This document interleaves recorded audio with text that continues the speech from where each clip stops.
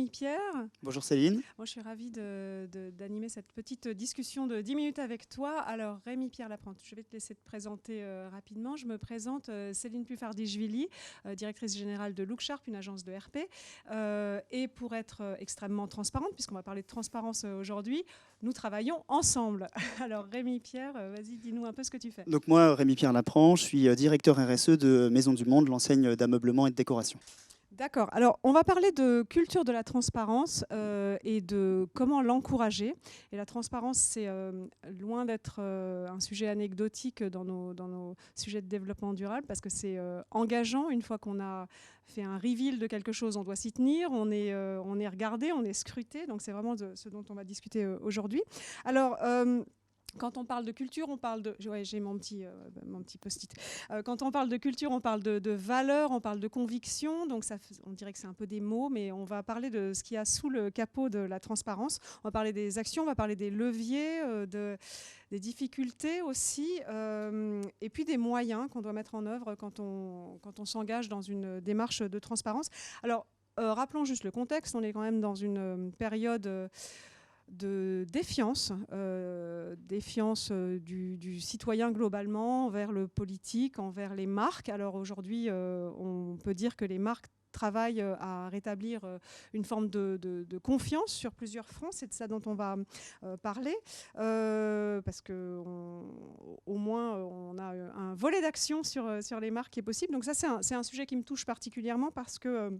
Petite page pub, je viens de commettre un ouvrage avec Fabrice Bonifay du C3D et de Bouygues sur le sujet de l'entreprise contributive, donc une entreprise qui contribuerait à faire mieux sur son chemin et pour concilier son modèle d'affaires et les limites planétaires. Et un des grands sujets, c'est la confiance, justement parce que c'est une forme d'illustration de l'engagement que de réussir à être transparent sur toutes ces actions, ce qui ne veut pas dire révéler des secrets défense, mais justement d'ouvrir la boîte noire qu'est l'entreprise pour ses parties prenantes. Alors, la particularité de Maison du Monde, c'est d'être un grand distributeur international, une entreprise cotée. Alors, comment est-ce qu'on articule ce sujet de transparence ? La spécificité qu'on a en tant qu'entreprise distributeur, c'est qu'on ne maîtrise pas l'ensemble de la chaîne de valeur. Chez Maison du Monde, on est designer de produits, donc on maîtrise une partie du dessin de nos collections, et ensuite distributeur. Et on travaille entre les deux avec une multitude de fournisseurs, un peu partout dans le monde, qui eux-mêmes vont se fournir chez d'autres fournisseurs, d'autres intermédiaires. Donc on a toute une chaîne d'approvisionnement qui peut être assez complexe. Et du coup, le premier sujet pour moi de la transparence quand on est un distributeur, c'est le sujet de la traçabilité. Savoir d'où viennent les matières premières qu'on utilise dans nos produits, où sont fabriqués nos produits, dans quelles conditions. C'est un peu le premier contrat que le client attend sur l'information sur les produits qu'il va consommer. Oui, alors rappelons quand même qu'une entreprise cotée internationale et d'une certaine taille est soumise à un devoir de vigilance. Donc il y a un cadre réglementaire, mais aujourd'hui, vous essayez d'aller au-delà. Oui, exactement. Le devoir de vigilance donne un cadre nous donne la responsabilité de maîtriser l'ensemble des risques qui peuvent être liés à nos chaînes d'approvisionnement et pas uniquement dans nos activités Maison du Monde, mais aussi chez nos fournisseurs. Mais le but, c'est d'aller au-delà de ça, au-delà de la maîtrise du risque, d'être transparent auprès de nos clients, auprès de nos différentes parties prenantes, pour en faire un levier de création de valeur, de fidélisation, de préférence de la marque. Oui, donc on va parler de ce fameux ROI de la transparence. Mais d'abord, tu nous rappelles que c'est complexe, que c'est difficile. Tu disais, on ne peut pas être derrière chaque fabricant, chacune des parties de votre longue chaîne de valeur. C'est loin, il y a des intermédiaires. Alors, c'est quoi les enjeux principaux ? Comment vous faites les arbitrages sur où travailler, là maintenant tout de suite, où mettre le focus ? On a fait, nous, les arbitrages en fonction, évidemment, de manière très pragmatique, des typologies de produits qu'on distribue, des volumes de matières premières qu'on va consommer et de leur impact environnemental ou de leur impact social. C'est ça qui, historiquement, nous a fait travailler chez Maison du Monde sur le bois. On a un engagement fort depuis une quinzaine d'années sur ce sujet parce que le bois, c'est plus de 60% des meubles qu'on vend chez Maisons du Monde sont composés de bois. Il y a des enjeux environnementaux liés à la déforestation, à la gestion responsable des forêts. C'est l'actualité tous les jours, donc ça vous concerne particulièrement. Exactement. Du coup, nous, on a commencé par là et ensuite, le travail de traçabilité, pour être la première étape de la transparence, s'étend à d'autres matières en fonction des enjeux, parce que les chaînes sont complexes. Dans la transparence, il y a une dimension, je pense, importante d'humilité, et donc de montrer, si on doit ouvrir la boîte noire dont tu parles, il faut montrer qu'on est en progrès, et qu'on cherche à s'améliorer sur tous ces aspects-là. Oui, tout à fait. On va parler maintenant du comment, parce que clairement, il y a des étapes, une méthodologie qui peut inspirer n'importe quelle entreprise, finalement, sur le comment on rend transparent sa chaîne de valeur. Oui, tu le disais en intro, on parle de la culture de la transparence. C'est un sujet important parce que c'est de la conduite du changement, c'est des valeurs à insuffler auprès des équipes. Nous, le premier sujet, le premier moyen, c'est la formation des équipes. Et nous, c'est la mobilisation de nos équipes des achats qui travaillent au quotidien avec nos fournisseurs pour définir nos critères, pour aller chercher ensuite l'information, aller collecter l'information auprès des fournisseurs et puis les guider, parce que le but de l'exercice de transparence, c'est d'aller améliorer ensuite nos chaînes d'approvisionnement pour les rendre plus responsables. Donc c'est ce premier levier est hyper important sur la formation des équipes, c'est l'interne, exactement. Et ensuite, nous, en tant que distributeurs, on a deux autres outils. Le premier, c'est les certifications, parce que quand on a des chaînes de valeur ou des chaînes d'approvisionnement qui sont assez complexes, on a besoin de s'appuyer sur des tiers externes qui vont nous certifier.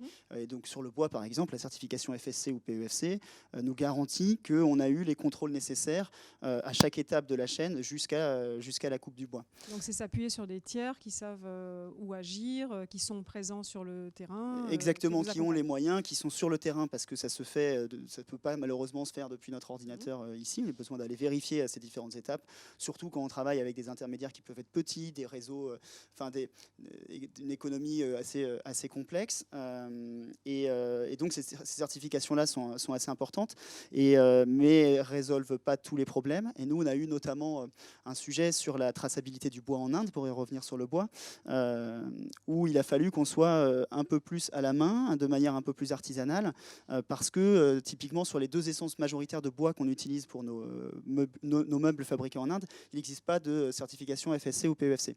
Donc dans ces cas-là, sur ce projet-là, on s'est adossé à une ONG qui s'appelle Earthworm Foundation, avec qui on travaille pour remonter les filières vraiment à la main, pour être capable de notre fournisseur, aller jusqu'à son fournisseur de bois, aller jusqu'à la scierie, aller jusqu'au marché où le sieur a pu acheter le bois, pour aller jusqu'à la coupe du bois, jusqu'à la source, pour être capable de tracer l'ensemble de cette chaîne, de s'assurer qu'il n'y a pas de problématique, que la coupe est bien légale, que c'est bien géré de manière responsable, et puis rendre visible et digeste cette information pour le client.